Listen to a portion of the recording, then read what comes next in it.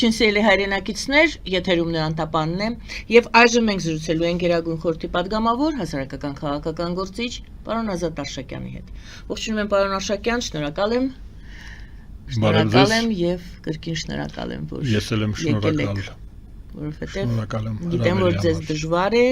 գալը, բայց դուք սիրով գալիս եք, ես սիրով հրավիրում եմ եւ դուք սիրով գալիս եք։ Շնորհակալ եմ հրավերի համար։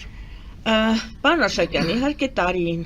ամփոփվում է եւ բոլորս հիմա հետ ենք նայում անցնող տարվան, փորձենք այսօր առաջ նայել, այո, չէ, բայց պետք է գնահատենք, ինչն էինք համարում ճիշտ, ինչը դուրս եկավ սխալ, եւ նախ ամենակարևորը, ինչն ենք այս անցնող տարվանից տեղափոխում գալիք տարի, միշտ դա ենք կարողանում, պետք է դա էլ կարողանանք գնահատել, մի խոսքով գնահատում ենք, ինչն էինք համարում ճիշտ ստացվեց, որ սխալվում էինք, ինչն էինք համարում վատ, վնասաբեր, որը պարզվեց, որ այդքան էլ այդպես չէ։ Ամենապարզ օրինակից եմ առաջարկում, սկսենք։ Հայաստանի աշխարհաքաղաքական դիրքը միշտ տարիներ շարունակ մենք միշտ համարել ենք, որ դա մեր ամենաթույլ տեղն է, մենք խոցելի ենք շատ, պարզ է, հա, մեր հարևանների թեման է եւ այլն։ Եվ հիմա կարծես թե նույն աշխարհաքաղաքական դիրքը Հայաստանը փորձում է օգտագործել որպես իր ամենաուժեղ այնինչ ունի բոլոր ամբողջ է զինանոցի մեջ ամենաուժեղ հատվածը։ Արդյոք այդպես է, արդյոք մենք ճիշտ ենք գնահատում մեր ուժեղ եւ թույլ կողմերը, եւ այո, ինչն էինք համարում ճիշտ, հետո դուրս եկավ սխալ, ինչն էինք համարում սխալ, որը դուրս եկավ ճիշտ։ Կհասցնենք հատվածաբար, եթե ամբողջն էլ չհասցնենք, թեման մեծ է։ Ինձ ընդհատեք, հենց որ տեսնեք, որ ես շատ եմ հեռանում կամ շատ եմ խորացել, ընդհատեք։ Բայց հակված եմ լուր լսելու, որտեղ թեման մեծ է իսկ։ Հա, իրոք շատ հետաքրքիր թեմա է, նախ այդ դրական մոտեցումը մենք հիմա մեր հանրության մի մասն ենք, մենք դրանով ապրում ենք, այ երկուսով եւ մեր հետևորդները։ Շատ հին բան ասում են, իբր Նապոլեոնն է ասել, որ աշխարհագրությունը դա դատավճիռ է։ Դատավճիռ, պատկերացնում եք, դա վատ բան է ընդհանրապես։ Մենք հենց այդպես էլ ընկալել ենք, հայը։ Մի դեպքում ասում ենք հայրենիք դրախտավայր, դրախտ Աստծո պարգևն է այս տարածքը, այս լանդշաֆտը մենք նվեր ենք ստացել, մյուս կողմից էլ բոլոր դժբախտությունների պատճառը համարում էինք աշխարհագրությունը։ Հիմա ես լավատես եմ ու մտածում եմ, որ այս տարին 25 թիվը, 2025 թիվը հատուկ նմուշ է համարժեքության։ Այսինքն մենք համարժեք վարքագիծ դրսևորեցինք։ Այ եթե որտեղ ուզում են լինի, այսինքն լանդշաֆտը չի պարգևը կամ դատավճիռը, մենք պետք է կարողանանք օգտագործել, դա համարում ենք շանս, ինչ լավ է, որ Աստված մեզ սա է տվել, Հայկ Նահապետը այս տարածքը ընտրեց մեր համար, այս ժառանգությունը, ձեր հարցը ես այդպես հասկացա, գնահատենք, ինչ արեցինք, ինչ ենք անում, դեռևս մի քանի օր կա։ Ես կարծում եմ, որ այս վերջի շրջանում, երևի 20-25 տարվա մեջ, առաջի անգամ է, որ մենք մեր շանսը սկսեցինք ճիշտ օգտագործել։ Այ ես համարում եմ շանս այս տարածքում, որը մեր հայրենիքն է, որտեղ մեր պետությունն է, մենք մեզ հարմար զգանք, մենք համարժեք լինենք, հարմոնիկ բան ստեղծվի, այ եթե քանի որ մեզ հիմա նաև դիտում են Սփյուռքի մեր հայրենակիցները, նրանք ովքեր որ չեն ապրում մեր տարածաշրջանում, մեր հայրենիքում, չէ, հիմա մենք նրանց էլ ենք դիմում, ասում ենք, որ գիտեք, որ այստեղ լավ է լինելու, այստեղ վատ չի անելիք կա, այստեղ կարելի է, մեր երկրում կարելի է կայանալ, կարելի է լավ ապրել, կարելի է ծրագրեր մշակել, Ահա։ այդ է, ես կարծում եմ, որ մենք հիմա այդ անցումային, այդ հորրետեսականից, դատավճռից մենք հիմա անցում ենք կատարում դեպի շանսը, կկարողանանք, մենք արժանի ենք դրան, թե չէ։ Լավ, ինչ ունենք դրական է դեպքում, եթե այդ խոսում եք նրա մասին, որ մենք պետք է գնահատենք ունեցածը եւ բացի գնահատելուց գնահատենք եւ կարողանանք ճիշտ օգտագործել, ճիշտ է։ Ինչ ունենք, որը չեմ ասում քիչ են գնահատել, դուք ոնց հարկ եք համարում այդպես պատասխանեք, ինչը ունենք, որը արժանի է, որ մենք գնահատենք, ոչ թե ասենք, դե դա կարևոր չէ, մեզ ուրիշ բան է պետք։ Ինչը ունենք, որի վրա կարող ենք հենվել, որը ճիշտ օգտագործելու դեպքում կարող է իսկապես դուրս բերել մեզ եւ հեռանկարային լինել Հայաստանի համար։ Նախ եւ առաջ ասենք, որ մենք որպես կենսաբանական տեսակ հայ մարդը, որպես կենսաբանական տեսակ հենց այս տարածաշրջանին է հարմարվել։ Սելեկցիայի հետևանքով մենք մնացել ենք Գումիլով, կան այդպիսի գիտնականներ, որ ասում են, որ լանդշաֆտի վրա ճիշտ այնպես ինչպես բուսական աշխարհը, այդպես էլ կենդանական աշխարհը, այդ թվում Homo sapiens-ը հարմարվում է այդ տարածաշրջանին։ Դա արմատի հարցն է, ճիշտ է, արմատը։ Մենք այսինքն մեր երկիրն է։ Առաջինը մեր երկիրն է։ Մենք ապրում ենք մեր երկրում, այստեղ հարմար է։ Մենք հազարավոր տարիների ընթացքում հարմարվել ենք բնության այս պայմաններին։ Երկրորդը արդեն քաղաքական եւ սոցիալական վիճակը։ Ես կարծում եմ, որ ճիշտ օգտագործելը, այսինքն ճիշտ վարքագիծ ձևավորելն է։ Հիմա օրինակ այսօր 3 մի քանի օր է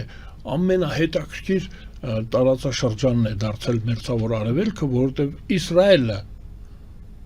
պատկերացնեք Իսրայելը, Կիպրոսը եւ Հունաստանը ռազմական դաշինք կնքեցին ընդդեմ Թուրքիայի,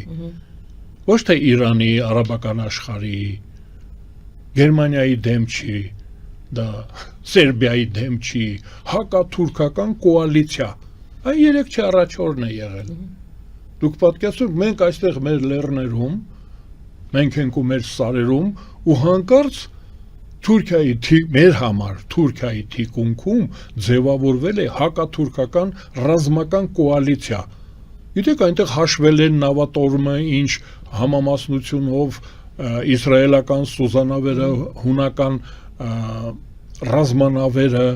Կիպրոսի բազաները եւ այլն, լուրջ հակաթուրքական կոալիցիա է ձևավորել։ Մեր դերը այստեղ շատ մեծացավ։ Ընդհանրապես դեռևս հին աշխարհից մենք դա գիտենք, որ արևմուտքի համար, հռոմեական իմպերիան, գերմանական իմպերիան, Անտանտայի համար այս տարածաշրջանում մերձավոր արևելքում դաշնակից ունենալը հենակետ ֆորպոստ անվտանգության գոտի ունենալը համարվել է ստրատեգիական խնդիր։ Հիմա տեսեք, անսպասելիորեն մի քանի օր առաջ մենք այդ նվերը ստացանք։ Հիմա մեր դերը շատ մեծացավ եւ կարեւորացավ դրանով։ Մի քանի օր առաջ նաեւ ուղղակի մենք հիմա քանի որ տակ ուղիղ եթերը մի քանի օր առաջ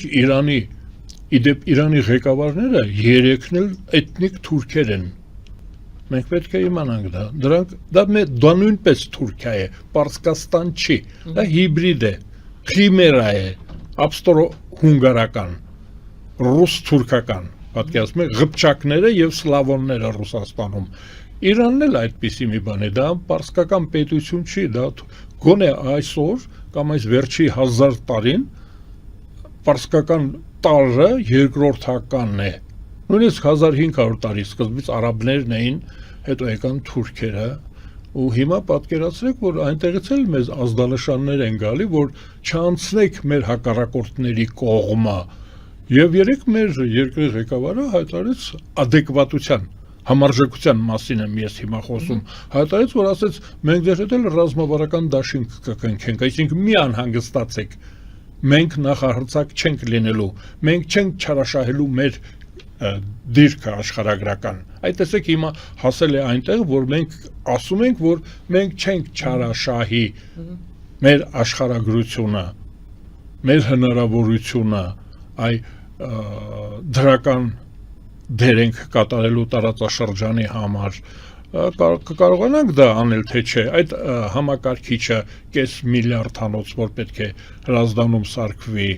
տեսեք հետաքրքիր է, մեր օդանավակայանները հումանիտար նպատակների համար, հիմա այնտեղ հանկարծ որ երաշտ եղավ, դուք պատկերացնում եք ինչքան մեծ կլինի մեր դերը, ես մտածում եմ, որ նոր ձևավորվող իշխանությունը, եկող տարի ձևավորվել է նոր իշխանություն, մենք պետք է ընտրենք նոր իշխանություն Հայաստանում, ազգային ժողովի ընտրություններն են, այդ պետք է արհեստավարժությունը պետք է բխի առաքելությունից, այ մենք պետք է հիմա մշակենք մեր առաքելություն, ասեմ այդ միսիա, գործառույթ, աշխարհիկ,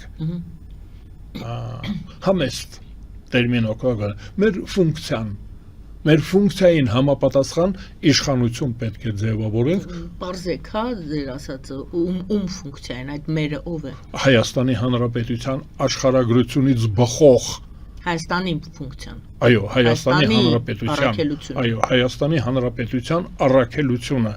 Մենք ասենք հին աշխարհում եղել ենք հավատարիմ դաշնակիցը, նույնիսկ Օսմանյան կայսրությունը, որ իրեն հայտարարեց նոր Ռոմ,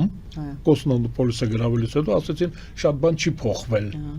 Հունարենը փոխվել է թուրքերենով, կամ էլ մնացել է հարաբերենով, ասեցին մենք ենք շարունակելու դա։ Այսինքն Հայաստանը Հայաստան ասեմ, Հայաստան չէ, հայությունը հայտարարվեց հավատարիմ էթնոս, որտեղ հայերը Օսմանյան կայսրությունում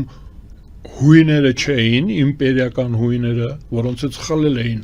թուրքերը, երկիրը խլել էին, պարսիկները չենք, մրցակից արաբները չենք հալածված, մենք ստացանք հատուկ կարգավիճակ,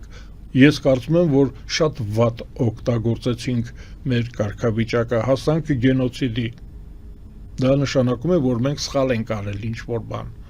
մենք պետք է շահենք, ավստրո-հունգարական ասեմ, տարբերակը պետք է լիներ, մենք պետք է այդտեղ լինեինք, շատ ազդեցիկ էինք, պետք է դա օգտագործեինք։ Ինչ ենք սխալ արել, պարոն Արշակյան։ Որ դարձանք հալածված էթնոս, Թուրքիայում մենք պետք է լինեինք իշխող։ Ինչն ենք սխալ արել, որ դարձանք հալածված։ Անհամարժեքություն, մենք չհայտարարեցինք Թուրքիան մեր հայրենիք, ոնց որ Բյուզանդիայում, մենք պետք է Բյուզանդիան վերցնեինք, տեսեք ինչ եմ ասում, մենք պետք է Բյուզանդիան վերցնեինք, հունա-հայկական պետություն պետք է լիներ Բյուզանդիան, ոչ թե հպարտանանք ասենք, այսքան զորավար ենք ունեցել, այսքան իմպերատոր ենք ունեցել Բյուզանդիայում, այդ դա լիներ մերը, դրա հպարտանալու բան չի, մեր երկիրն է եղել, մենք զորավարներ ենք ունեցել, դա մենք չենք արել Բյուզանդիայում, Բյուզանդիա Հռոմում, Օսմանյան կայսրությունում էլ մենք դա չարեցինք, մեզ համար մնաց խորտ, մահմեդականությունը խորտ, սունին խորտ, անասնապահությունը խորտ, աղոթքը խորտ, երաժշտությունը խորտ, բանակը խորտ, մենք խորտ պետություն հայտարարեցինք Օսմանյան կայսրությունը ու նրանք էլ մեզ հայտարարեցին ոչ հավատարիմ ու հասավ գենոցիդին։ Հիմա ես մտածում եմ, որ քանի որ ունենք այդքան մեծ հզոր սփյուռք ու հայապահպանությունը առանձնապես դժվար չի ինտերնետի շնորհիվ, կարող ենք ցանկություն եթե լինի, կարելի է մնալ հայ աշխարհի տարբեր մասում։ Ուրեմն գործառույթը, ես դա եմ ասում, գործառույթը մենք լինենք այս տարածաշրջանի համար ամենահավատարիմ տարածաշրջանին, մենք լինենք լեգիտիմ պետություն, այլ լեգիտիմության խնդիրը, գործառույթը ոչ մեկի նման չենք, ոչ թուրք ենք, ոչ պարսիկ ենք, ոչ շիա ենք, ոչ սունի ենք, ոչ էլ արաբ ենք, ու իրենց նման չենք, այդ դա է, մենք իրենց նման չենք, այս տարածաշրջանում մենք աննման ենք, այդ աննմանությունը արժեք է, այլընտրանք է, այ մեր գործառույթը այստեղ աննման լինելն է։ Ես ասեմ, որ հիմա մենք այս տարի կարևոր բան արեցինք, մեր նմաններին գտանք։ Արևմտյան Եվրոպան շատ հետաքրքիր բան էր։ Ես չգիտեմ, անցնենք դրան թե չէ։ Անցնենք ձեր հարցին։ Որովհետև մենք ամփոփում ենք տարին, մենք տեսնում ենք ինչ ամենակարևոր բանը, եթե չհաշվենք, որ Բենիլյուքսից թաքուհին եկավ ծառատունգ անցկացրեց, խորհրդանշական է։ Թաքուհին շատ արժանավոր, այնտեղ շատ հարգարժան։ Թաքուհին եկավ այստեղ ծառներ տնկեց Եվրոպայից, Հայաստանի Հանրապետության քաղաքացիները, գիտեք, սա երկրորդ հանրաքվեն էր, փոքր հանրաքվե անցկացրեցինք, առաջի հանրաքվեն անկախության հանրաքվեն էր, մենք հայտարարեցինք, այն նորից գործառույթի մասին ենք, հետաքրքիր ժառանգություն ունենք մենք այսօր, ինչ հետաքրքիր ժառանգություն է, հունա-հռոմեականը թողնենք, 91 թվականին 1991 թվականի սեպտեմբերի 23-ին, գուցե 22-ին, ես պատգամավոր էի, դուք ասացիք։ Ազգային ժողովը գերագույն խորհուրդ էր կոչվում 100%, բոլորը քվեարկեցին, հաստատեցին հանրաքվեի արդյունքները։ 2.5 միլիոն մարդ Հայաստանի Հանրապետության քաղաքացիները, 2.5 միլիոն, բոլոր ընտրելու իրավունք ունեցող մարդիկ քվեարկեցին, Հայաստանը հռչակեցին անկախ, եւ գերագույն խորհուրդը հաստատեց դա։ Երկրորդը չէր լինելի շատ երջանիկ կլինեինք մենք, շատ կմեծամտանային երկրորդը, սա այս մի 10 տարի առաջ, գերագույն ազգային ժողովը ապօրինաբար ջնջեց հանրաքվեի արդյունքները, իր նախորդի գերագույն խորհրդի քվեարկությունը չեղյալ համարեց, Հայաստանը տարավ դարձրեց պրովինցիա, Եվրասիական միություն, Մաքսային միություն,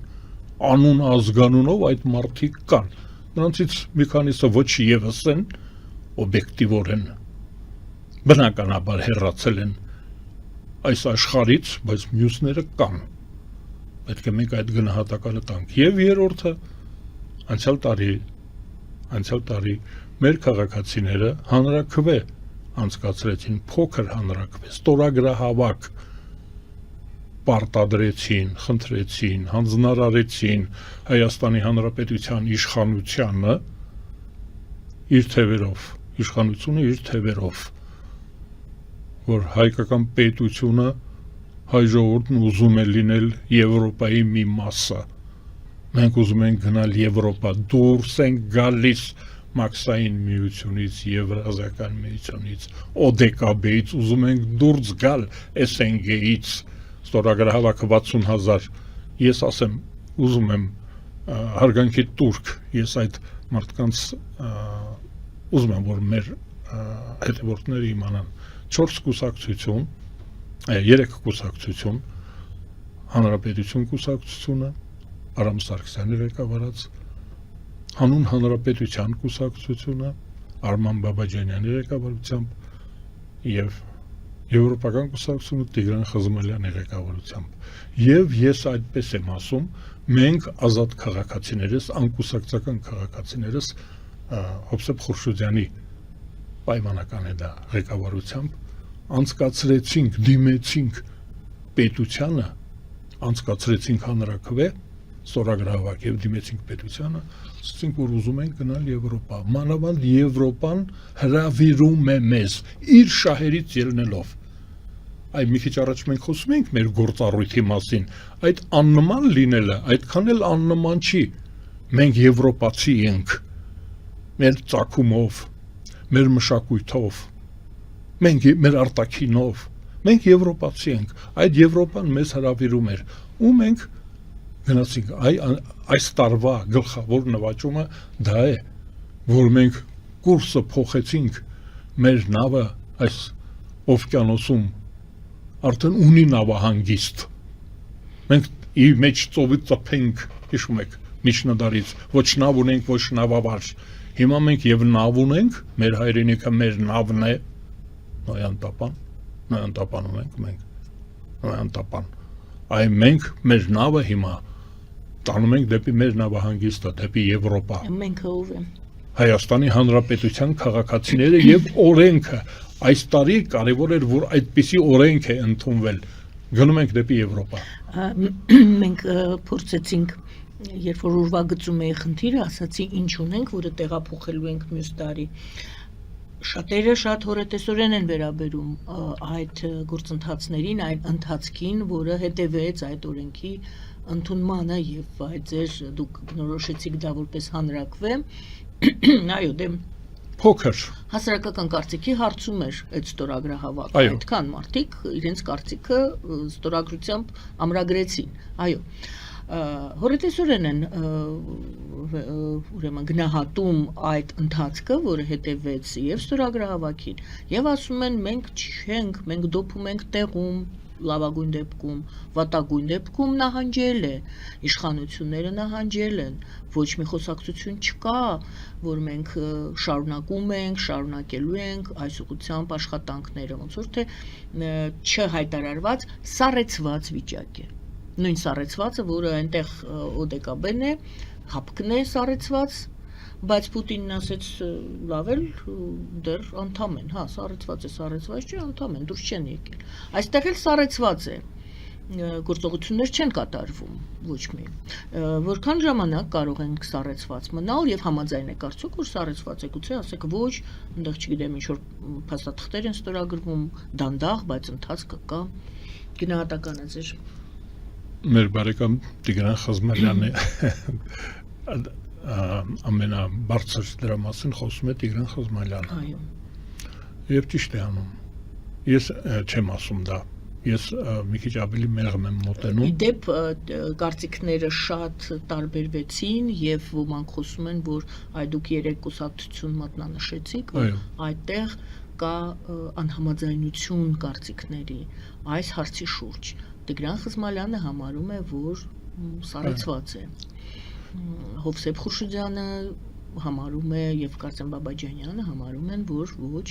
գործընթացները նորմալ են գնում։ Ձեր կարծիքը։ Ես կարծում եմ, որ ուզում եմ այդպես լինի, մտածում եմ, որ օբյեկտիվ պատճառներ կան դանդաղելու այդ զգուշավորության համար գուցե կան օբյեկտիվ պատճառներ, այ կանխավարկած եմ վերցնում, ուզում եմ այդպես լինի, այ չեմ ուզում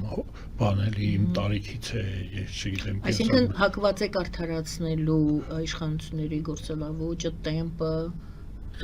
Ես նույնիսկ ինքս էլ չեմ կարողանում դա ասել, արդարացնեմ, թե չարդարացնեմ, դա արդարացի է, թե չէ, այ հույս, որ արվում է այն հնարավոր ամեն ինչ, վտանգներ կան, մենք գիտենք այդ վտանգները, մենք գիտենք ինչ էր կարող են անել, ինչ է կատարվում Ուկրաինայում, մենք դա գիտենք, այսինքն արդյոք կա ինչ որ մի բան, որ մենք չգիտենք, այս դա եմ ասում, հնարավոր է, որ մենք չգիտենք այդ սպառնալիքը բեսպաշադնին, բեսմիսլենի բեսպաշադնին, այդ ձևակերպումը իրենք են իրենց համար հնարել, այսինքն այդ SNG-ն, Ռուսաստանից եկող սպառնալիքը ես չգիտեմ, այո, Ռուսաստանից եկող սպառնալիքը ես չգիտեմ, հնարավոր է, որ անհոգության դրսևորում է դա, արհեստավարժության ոչ պրոֆեսիոնալիզմի հետևանք է, որ դանդաղել է, անգործության հետևանք է, որ դանդաղել է, հնարավոր է, որ դա հնարամիտ բանից խուսափելն է, աղետից խուսափելու քաղաքականությունը, այ ես տեղյակ չեմ, ես քանի որ չեմ շփվում իշխանությունների հետ, հարգելի պատճառով ես թոշակառու եմ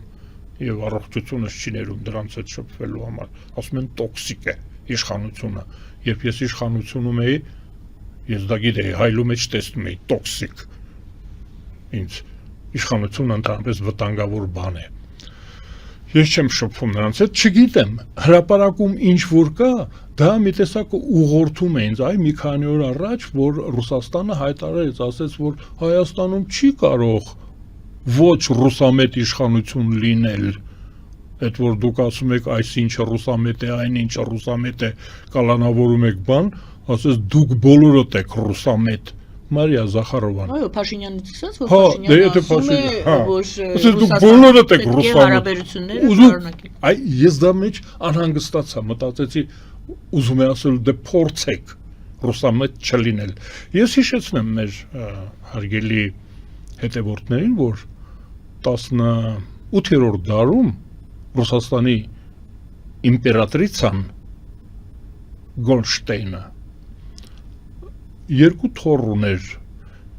մեկի անունը Կոստանտին էր Կոստյան, մեկը Ալեքսանդրա, ուրեմն Կոստյան, Կոնստանտինը պետք է լիներ Կոնստանդնուպոլսի իմպերատորը, թագավորը, իմպերիան պետք է լիներ Սանկտ Պետերբուրգում, պետք է լիներ գրավվելու էր Կոնստանդնուպոլիսը, թագավորը Կոնստանդնուպոլսում պետք է լիներ Կոստանտինը, իսկ Ալեքսանդրը պետք է լիներ Հայաստանի թագավորը։ Եկատերինայի մասին, Եկատերինա երկրորդի մասին է նա ծրագիրն էր, Պավելի ծրագիրը դա էր գրավել Օսմանյան կայսրությունը, լիկվիդացնել հարավը, թողնել անգլիացիներին, թողնել Պաղեստինը այն ժամանակվա սուրբ քաղաքը թողնում էին եվրոպացիներին, իսկ այս մասը վերցնում էին, վերականգնում էին հայկական պետությունը եւ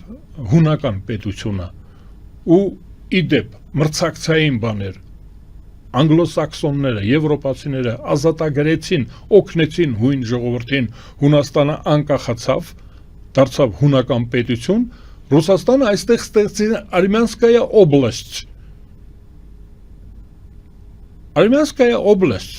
որ հետո դառնար, իբր հետո պետք է սնուցում գնար, ներարկում պետք է գնար այդ օբլաստի մեջ, հայկական օբլաստի մեջ պետք է ներգաղթ կազմակերպվեր ու հռչակվեր հայկական թագավորություն։ Բայց ես կարծում եմ նաև մեր ամփոփության հետևանքով Արմյանսկայա օբլաստը դարձավ Երևանսկայա օբլաստ ու հետո արդեն դրանից 100 տարի հետո գերմանական պատերազմի հետևանքով Վիլհելմ կայսրի ծրագրերի հետևանքով նա հայտարարեց, որ գրավյալ տարածքներում վերականգնելու են ազգային պետությունները 1916 թվականին Լենինը չի ուկրաինական պետության հիմնադիրը ֆիննական լեհական պետության հիմնադիրը Լենինը չի, Վիլհելմ II կայսրն է, ընդհանրապես Հաբսբուրգները Ավստրիայի, նրանց ծրագրերն էին կոնֆեդերացիան։ Ուրեմն հիմա մեր երկիրը փաստորեն այն ժամանակ էլ Ռուսաստանի համար մենք եղել ենք պարգև, նվեր ենք եղել արդարացումը էքսպանսիայի, այ ռուսական էքսպանսիան ծավալապաշտությունը ուներ արդարացում, ասում էր մենք քրիստոնյա հայերին հատուկ քրիստոնյաներին, իմպերատրիցան որտեղ բողոքական էր, ես ձեզ ասեմ, ձեզ ձեզ բարեկամներ, ռուս ժողովուրդը աստվածաշունչը կարդացել է 1871 թվականից, երևի Լորիս Մելիկովի շնորհիվ, դուք գիտեք որ ռուսները թարգմանիչ չեն ունեցել, այ որ ասում են քրիստոնյա ուղղափառ ռուսները, Պուշկինը ֆրանսերեն է կարդացել, Տոլստոյը ֆրանսերեն են կարդացել աստվածաշունչը, ռուսերեն չի եղել, պատկերացնում եք ռուս ժողովուրդը քրիստոնյա չէր, հա վերնախավը, տերտերները այո քրիստոնյա են, որտեղ բուլղարերեն գիտեին, կամ հունարեն, կամ լատիներեն, շատերը հայեր են, ոմանք հայեր են, ուրեմն այդ քրիստոնեական առաքելությունը ռուսական իմպերիան լեգիտիմ էր իրեն զգում, որ ազատագրում է օրինական։ Դուք այս ամենը պատմում եք, որպեսզի բերեք ցույց տաք որ ռուսները նույնպես Եվրոպա են, ռուսները պարտավոր են, Ռուսները պարտավոր են, դա իրենց առաքելության մեջ է մեզ աջակցելը, մեզ լավություն չեն անում, մենք ենք իրենց լավություն անում։ Ներողություն, եկեք ձևակերպումը մեկ այլ փորձենք միասին անենք։ Հա, մեկ այլ ձևակերպում տամ։ Շահավետ է Ռուսաստանի համար Հայաստանի հետ կամ ներողություն շատ կոպիտ չեմ ուզում, չէ, դա չեմ օգտագործի, իրենց շահերից է բխում լավ հարաբերություններ ունենալ, շատ լղոզեցի, լավ հարաբերություններ ունենալ Հայաստանի հետ։ Լավ չէ, շատ լավ։ Դա իրենց արդարացնում է իրենց Բայց որպես առանձին պետականություն։ Տեսեք, իրենց Բայց որպես առանձին պետականություն Հայաստանը թերացել է ռուսական իմպերիան խայտարակ ձևով ձախողվել է Հայաստանում։ Ձախողվել է, վերացրել է գոյություն ունեցող վրացական պետություններ վերացրել։ Մենք խոսում ենք Արմյանսկայա օբլաստի մասին, բայց վրացական թագավորությունը լիկվիդացրեցին։ Այսինքն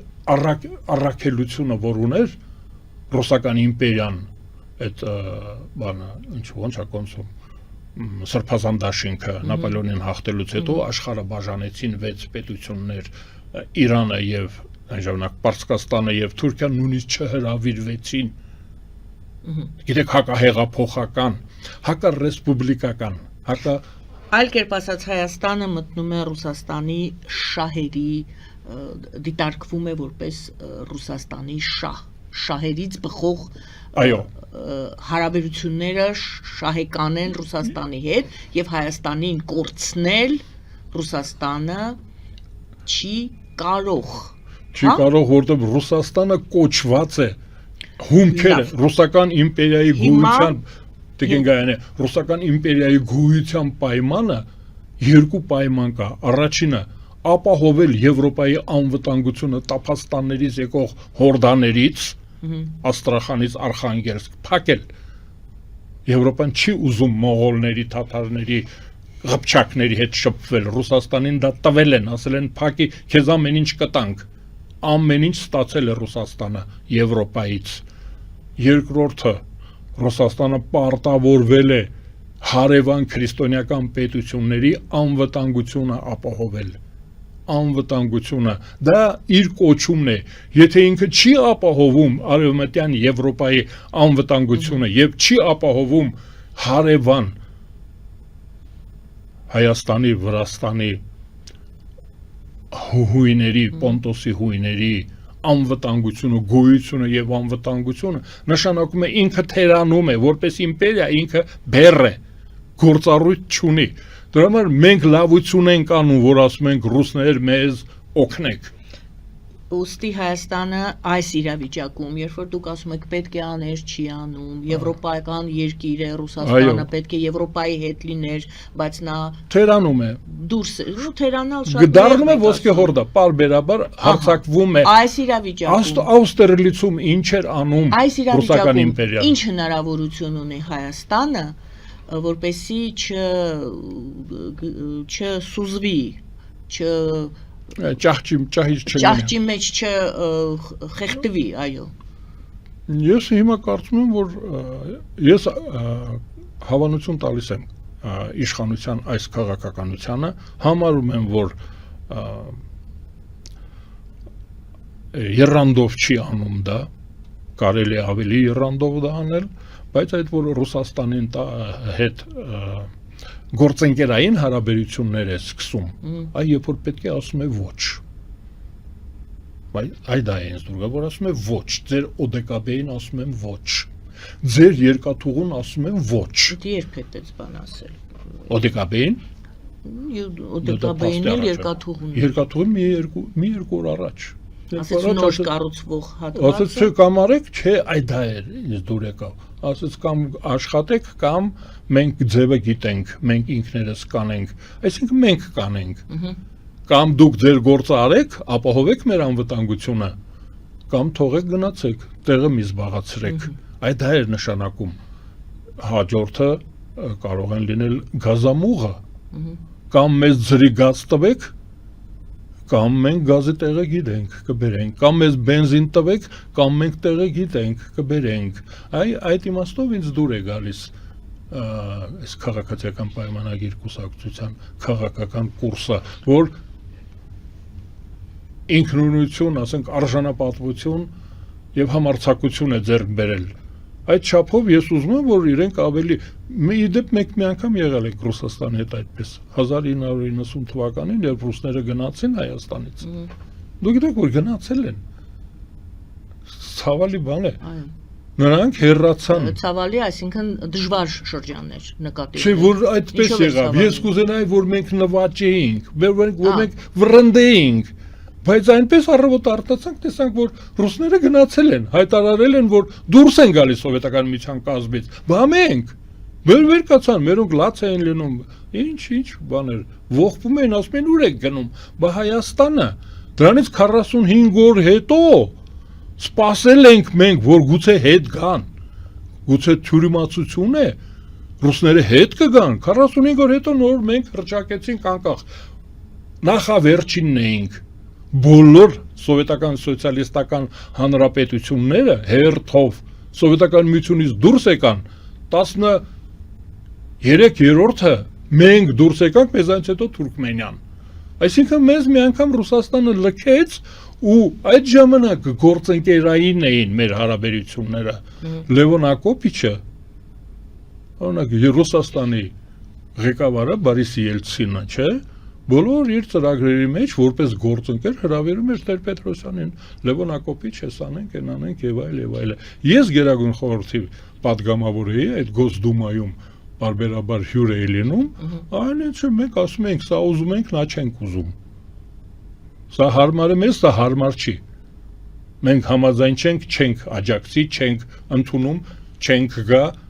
դուք էլ մի եկեք։ Այսինքն այդպես էինք խոսում գործընկերային, կռիվ չէր։ Դուք համեմատում եք այդ ժամանակահատվածը, Ելցինյան ժամանակահատվածը, փաստորեն մատնանշեցիք, այսօրվա ժամանակահատվածը։ Թող այդպես լինի։ Ցանկությունն է։ Թող այդպես լինի, որ հռչակենք, ինչ ուզենանք անենք։ Մենք հռչակեցինք ու դաշնակից եք Ռուսաստանին ասում ենք, եթե դաշնակից եք, ուրեմն անում ենք սա, եթե չեք գալիս, ուրեմն մենք ունենք դաշնակից, մեզ աջակցող կա։ Բայց տեսնում եք, այսինքն ձեր խոսքից ես հասկացա, որ դուք տեսնում եք այդ տոնայնությունը Հայաստանի իշխանությունների։ Այսքանի օր այո, ես ասում եմ, որ վերջի ելույթը Նիկոլ Փաշինյանի, որ ասեց այդ երկաթուղին սարքեք, թե չէ մենք կվերցնենք։ Ես հույս ունեմ, որ գազամուղի համար էլ կասի, գազի գինը դարձրեք ձեր գազի գինը պլյուս տրանսպորտը, չէ, ձեր գինը պլյուս տրանսպորտը։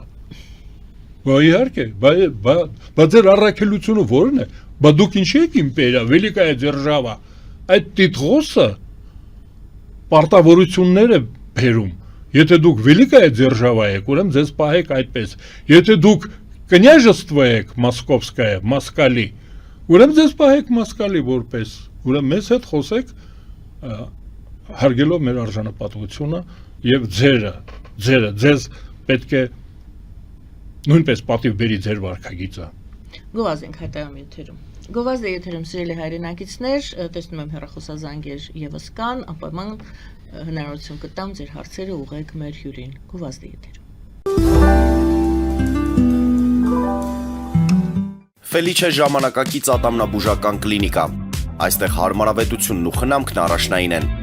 Այստեղ կիրառվում են ատամնաբուժական ամենաժամանակակից տեխնոլոգիաներ, ճշգրիտ ախտորոշում, արդյունավետ բուժում, նուրբ փորձառություն եւ անհատական մոտեցում։ Սկսած սովորական մանրուքներից մինչև առաջադեմ ընթացակարգեր, այստեղ դուք գտնվում եք բարձր որակավորում ունեցող եւ փորձառու ատամնաբուժական մասնագետների ձեռքերում։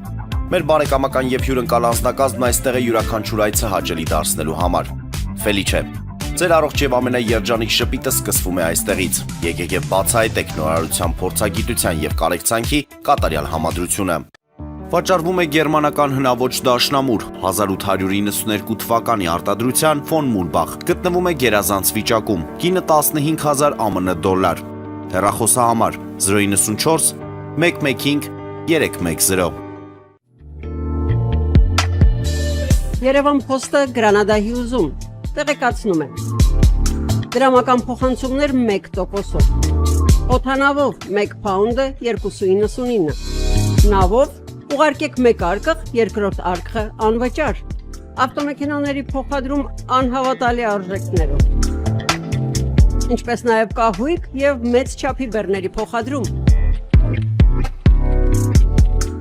Jackpot հագուստի խանութը երկրորդ մասնաճյուղն է բացել Գլենդելի սրտում, որտեղ կարող եք ձեռք բերել եվրոպական եւ ամերիկյան ընտիր հագուստեղեն, կոշկեղեն, աքսեսուարներ, պայուսակներ ամենահարմար արժեքներով։ Նաեւ կարող եք ցանկացած ապրանք պատվիրել եւ ձեռք բերել կարճ ժամանակում։ Jackpot-ի Գլենդելի հասցեն է 1135 North Pacific Avenue, հեռախոս 818 813 2252 Jackpot հագուստի լավագույն կենտրոնը Գլենդելում։ 60-ից ավելի ճանաչված եվրոպական բրենդների ինքնատիպ, չկրկնվող եւ մատչելի ընտրանին Fortuna Home and Country House խանութ սրահում։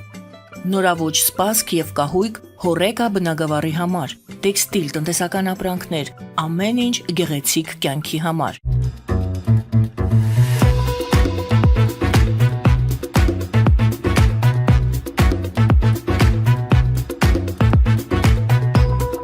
Արարատ ռեստորան, ընտանեկան եւ ընկերական ժամանցի լավագույն հասցե, սիրված արտիստներ, հյուրընկալ մթնոլորտ, հարուստ ճաշացան, անմահական խորտիկներ։ Արարատ ռեստորան, հասցեն անփոփոխ, սիրով սպասում ենք ձեզ։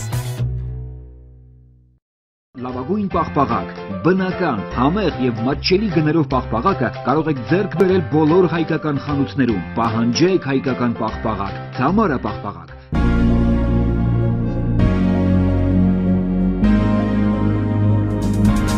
Տպագրեք ձեր գիրքը Նոյան տապան տպագրատանը, ինչպես նաև թերթեր, ամսագրեր, բուկլետներ եւ այլն։ Հասցեն քաղաք Երևան, Իսահակյան 28 առաջին հարկ։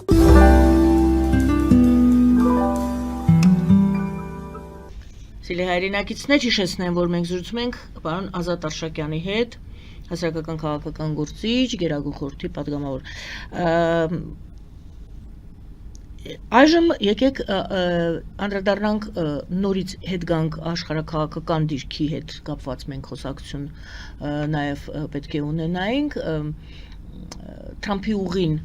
չէ այն ինչ հիմա ես բարձրացնելու եմ հարցը նաև Թրամփի ուղին եւս կդիտարկենք օգտագործենք այդ ճանապարհը բարի Իսրայել-Կիպրոս-Հունաստան ռազմական դաշինքի մասին դուք խոսեցիք ինչ ունենք այս պահին ունենք ընդ որում Թուրքիայի դեմ հռչակված է որ Թուրքիայի դեմ այո հակաթուրքական է եւ ունենք Թուրքիայի եւ Ադրբեջանի հետ իր հարաբերությունները կարգավորող Հայաստան եւ այո ինչու ոչ Թրամփի ուղի որի մասին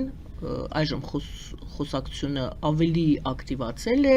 մենք կարծես թե ինչ որ գործողությունները եւս պետք է ակտիվանան եւ այսպես Իսրայել-Կիպրոս-Հունաստան ռազմական դաշինք Թուրքիայի դեմ Հայաստան Իդեպ միջերկրական ծովի այդ հատվածը այդտեղ շատ կարևոր է նաեւ Եգիպտոսը կարևոր է Ֆրանսիան այսինքն այնտեղ Թուրքիան ունի լուրջ շատ լուրջ խնդիրներ հիմա նրան այստեղ Հայաստանում, Վրաստանում պրոբլեմ պետք չի մի դիվիզիա կարող է մտնի Անկարա եթե ինքը մի միլիոն զինվոր ոնց որ առաջի համաշխարհային պատերազմի ժամանակ էր այ ուր ուզենայինք կգնայինք կհասնեինք ուզենայինք կգնայինք որտեղ նրանք կռվում էին Դարդանելում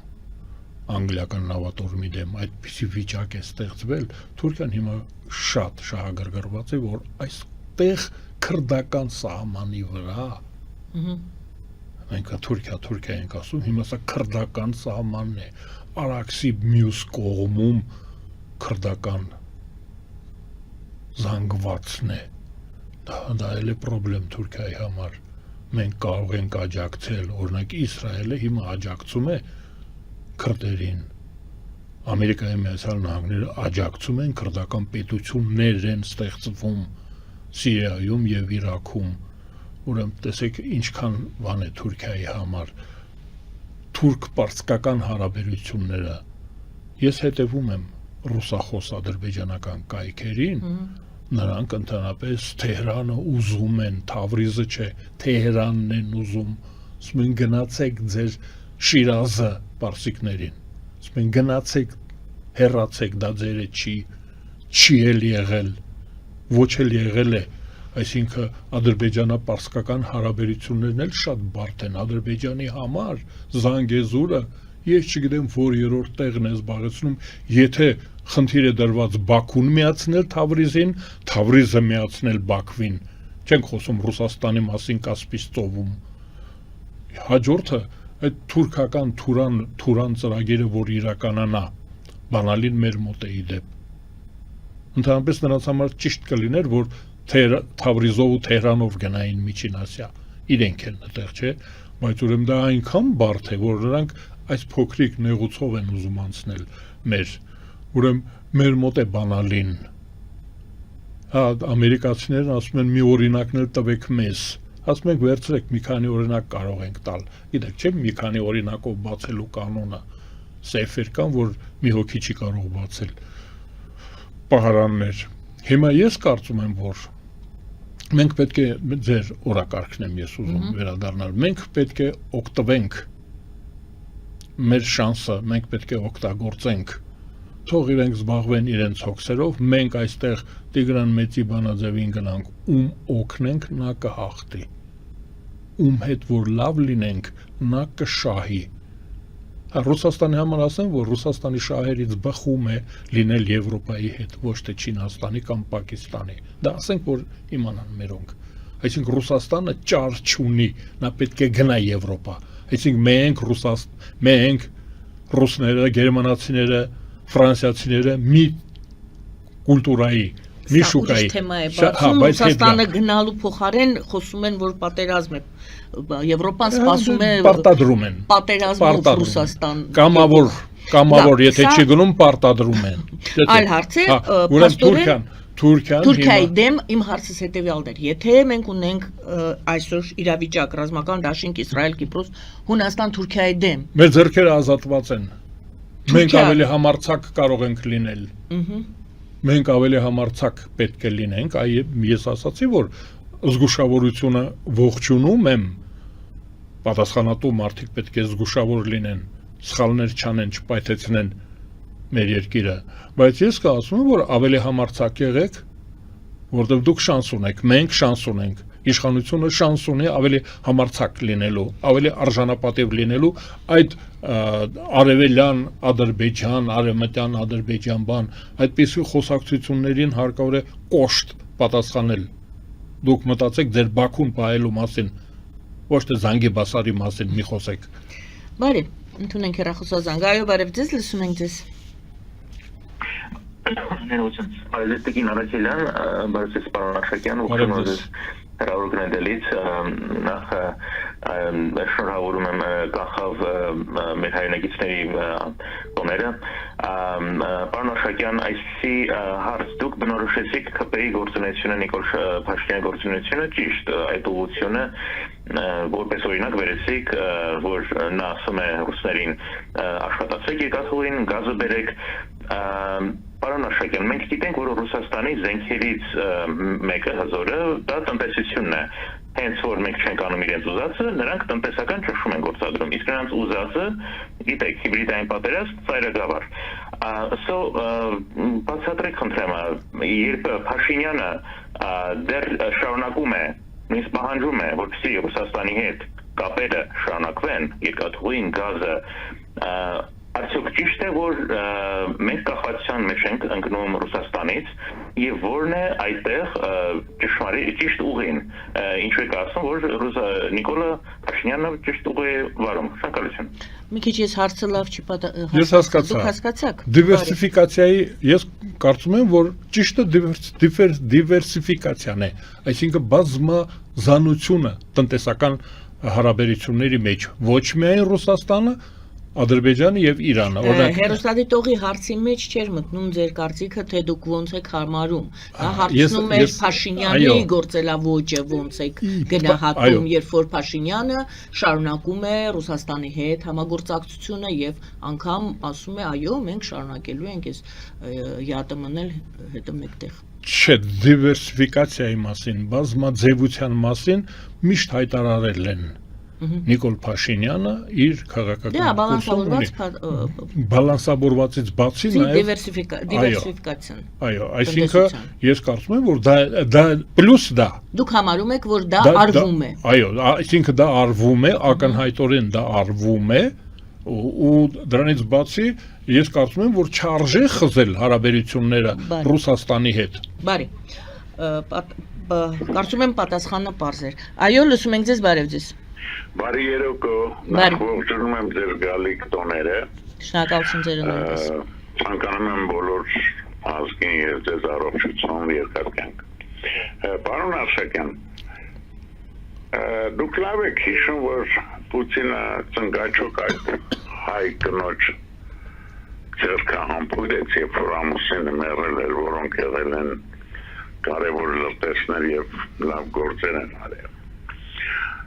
Պուտինին հարկավոր է դա հիշեցնել, որ Պուտինը երբեք մեր ազգի ոչի չի թողի, որտեղ նա գիտի, որ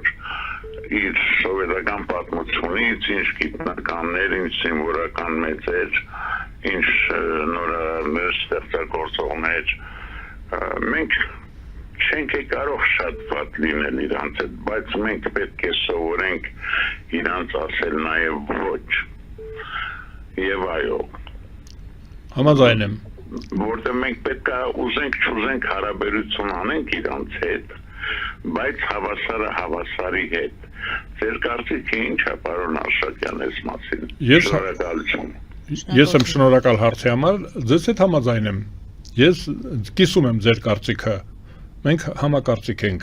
Որ դեպքում Հայաստանը կարող է ասել ոչ։ Ցանկությունը մի բան է, իրականությունը այլ։ Որ դեպքում։ Երբ որ դա չի բխում մեր շահերից, այսինքն Ռուսաստանը պետք է իմանա հարգալից լինի մեր հետ։ Օրինակ, մի քանի օր առաջ Ռուսաստանը շատ տգեղ բան արեց։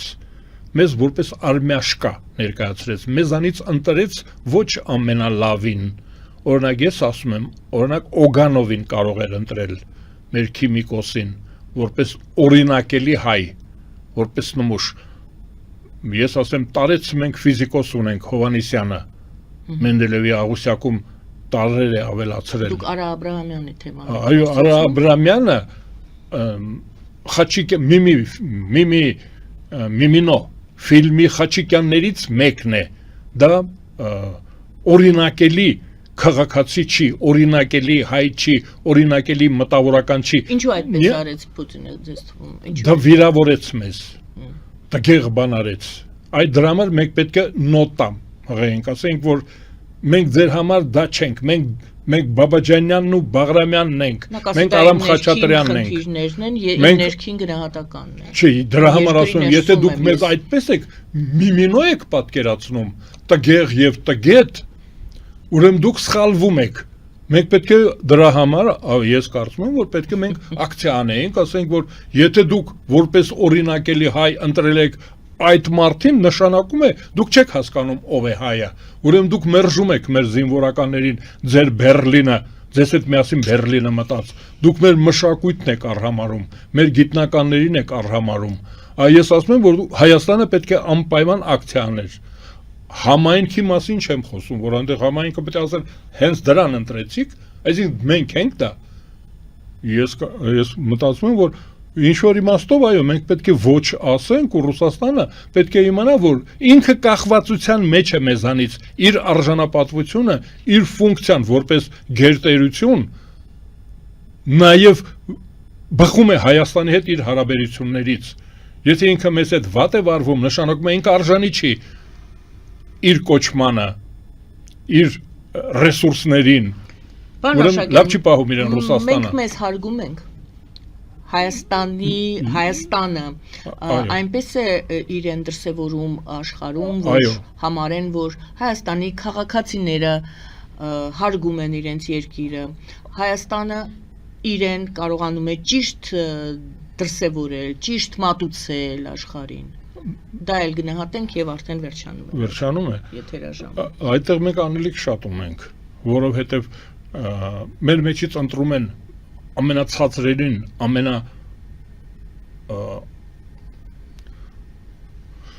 եթերում չի կարելի, չէ, այդպես որոշ բաներ ասել։ Մենք մեր ձևակերպումներ ենք։ Հա, ցածր անարժաններին, մեր մեջից անարժաններին ընտրում են ու ի ցույց են դնում, ասում են, «Էսեք դուք»։ Ես ասում եմ, մենք հարգարժան ժողովուրդ ենք, գնացեք Եռաբորը։ Այդ իրենց գնահատականն է մեր նկատմամբ։ Իսկ մենք կարողանում ենք ճիշտ։ Այ մենք հենց որ անում ենք, մեր ինքնագնահատականը պետք է սկսվի անձնազոհությունից։ Եթե ժողովուրդը անձնակազմ ունի, ես ասում եմ, 44 օրյա պատերազմը դա ամենալավ բնութագիրն է մեր։ Մինչև վերջի կաթիլը մեր արյան մենք կռվել ենք այդ իմպերիաների դեմ, ռուսական, պակիստանյան, մահմեդական եւ պրավասլավնի իմպերիայի դեմ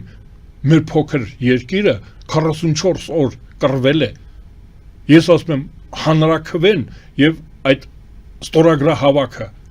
արժանավոր մեր ինքնագնահատականը պետք է սկսվի դրանից։ Գիտենք ինչ է սպառնում մեզ, բայց գնում ստորագրում ենք։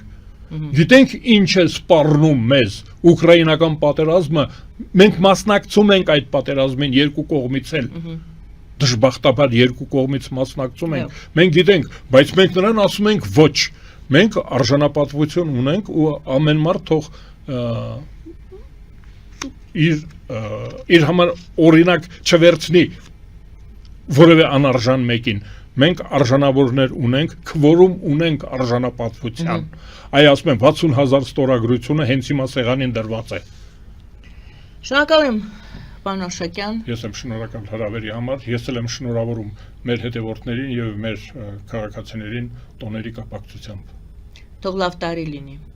Շնորհակալություն սիրելի հայրենակիցներ, պարոն Արզատ Արշակյանի հետ էինք զրուցում, հասարակական քաղաքական գործիչ, Գերագույն խորհրդի պատգամավոր։ Զրուցվարում էի ես Գայանե Առաքելյանս։ Բարին ընձեզ։